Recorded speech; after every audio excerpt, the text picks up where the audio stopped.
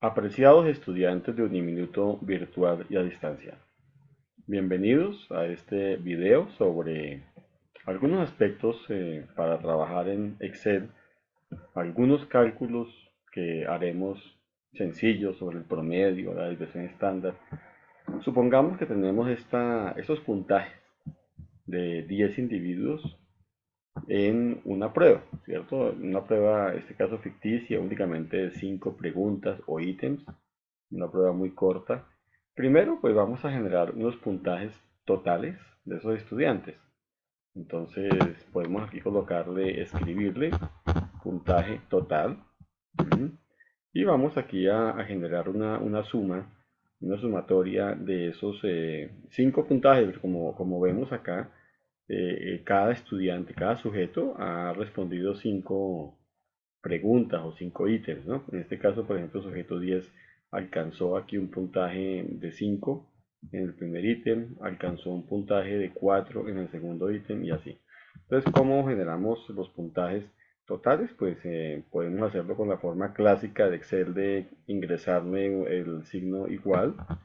Lo escribimos suma para que nos haga la sumatoria, le abrimos un paréntesis y marcamos el rango de datos que queremos para hacer la respectiva sumatoria. Cerramos el paréntesis y damos enter. Al marcar la celda, si nos ubicamos acá cuando aparezca esta crucecita y hacemos doble clic, nos va a copiar la fórmula hacia abajo y tendremos los puntajes totales para cada individuo. Podemos aquí marcar la columna y le damos centrar para que nos quede más entendible. Podemos darle aquí de modo que nos demarque más el cuadro. Bueno, supongamos que queremos colocar esos puntajes en orden, ¿cierto? De puntaje más alto al puntaje más bajo, porque aquí está ese, bueno, pues por sujetos. Entonces vamos a darle un orden, podemos marcar de esta manera los datos y vamos al menú de datos, le damos ordenar y le indicamos que nos ordene por total, o sea, por el puntaje total, de mayor a menor, como está indicado ahí. Si no está indicado, pues lo indicamos, ¿cierto? Porque aparecen otras opciones. Entonces sería de mayor a menor y aceptar. Nos quedan los puntajes ya, todos los datos organizados. Vemos que el sujeto que obtuvo el puntaje más alto fue el 10, le sigue el sujeto 7, el sujeto 1 obtuvo el tercer mejor puntaje. Vamos a calcular aquí el promedio de los puntajes. Podemos en este caso ingresarle el signo igual, que es para ingresar fórmulas en Excel. Le escribimos la palabra promedio, abrimos un paréntesis y marcamos los datos de esos puntajes como tal. Cerramos el paréntesis y enter. Esa es la media de los puntajes de este conjunto de individuos. Veamos si aquí en el menú de inicio, si está con decimales, si es que nos da 14 exacto o no. Perdón, aquí bueno, si efectivamente da 14 cerradito, ¿no? Está con dos decimales. Calculemos la desviación estándar de este conjunto de puntajes. Entonces lo que hacemos es lo mismo, colocamos el signo igual, le escribimos desbest, que quiere decir desviación estándar, abrimos el paréntesis y marcamos el conjunto de datos de esos puntajes totales, obviamente sin incluir ese promedio que ya está calculado antes, y cerramos el paréntesis y damos enter. Esta es la desviación estándar para la muestra de estos 10 individuos, esos puntajes totales para los individuos. Así hemos calculado fácilmente la media y la desviación estándar. Es sencillo, ¿cierto? Entonces nos va a ser muy útil para lo que vamos a hacer después. Ahora hagamos otro cálculo muy interesante y es cómo calcular bueno, una correlación entre los ítems. Entonces, si queremos, por ejemplo, calcular la correlación entre el primer y el segundo ítem, ¿sí? Eh, Queremos ver esa relación que hay entre los puntajes de los individuos. Si queremos, podemos ubicarnos acá, por ejemplo, ¿sí? Nos vamos a funciones de Excel. Aquí está fx, funciones de Excel. nos va a arrojar este cuadro. Podemos allí buscar las funciones de estadística. Y aquí el primero que nos aparece es coef de Correl, es el coeficiente de correlación, en este caso de Pearson. Y vamos a ingresar entonces la matriz de datos 1, o sea que serían los puntajes del primer ítem. Los ingresamos sin tener en cuenta el encabezamiento, únicamente este cuerpo de datos. Cerramos este menú. Ahora vamos a ingresar la segunda matriz, que sería para el segundo ítem, porque queremos encontrar la correlación entre el primer ítem y el segundo ítem.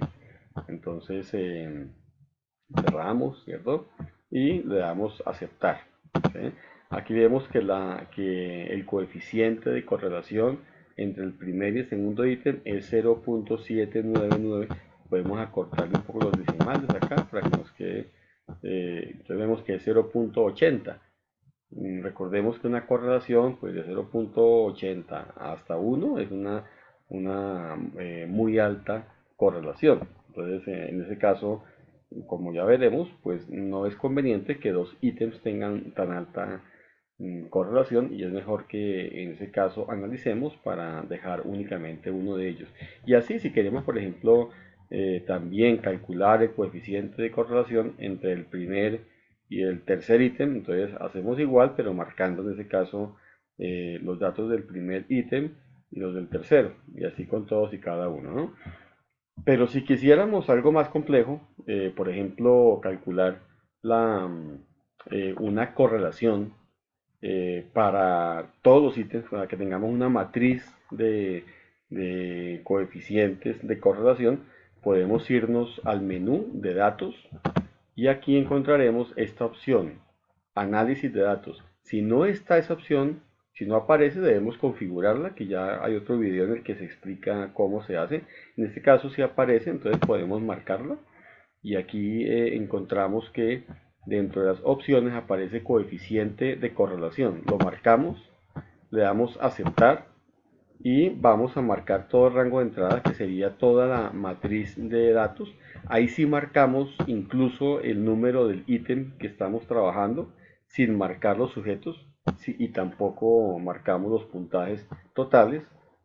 Cerramos y le colocamos aquí un chulito porque hemos ingresado efectivamente los rótulos o los nombres o los números correspondientes a los ítems, acá ítem 1, ítem 2, ítem 3, pues por eso colocamos este chulito acá, ¿cierto?